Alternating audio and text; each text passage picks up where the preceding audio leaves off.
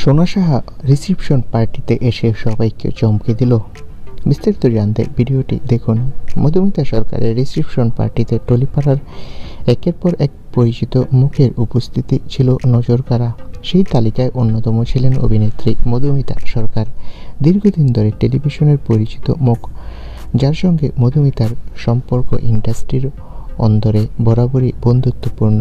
Reception সন্ধ্যায় তাকে দেখা যায় শান্ত মার্জিত লোকে অনুষ্ঠানে প্রবেশ করতে। ক্যামেরার সামনে খুব বেশি না এলেও নবদম্পতিকে শুভেচ্ছা জানাতে তিনি আলাদা করে সময় নেন। দেবমাল্য ও মধুমিতার সঙ্গে কথা বলেন অনেকক্ষণ। সবচেয়ে বেশি নজর কেড়েছে সোনার হাতে থাকা একটি বড় উপহার বক্স।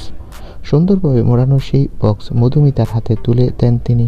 উপহারের ভিতরে ঠিক কী ছিল তা নিয়ে কোনো আনুষ্ঠানিক তথ্য সামনে আসেনি, তবে উপস্থিত অতিথিদের অনেকেই বলছিলেন উপহারের প্যাকেজিং থেকেই বোঝা যাচ্ছিল এটি বেশ যত্ন করে বাছা।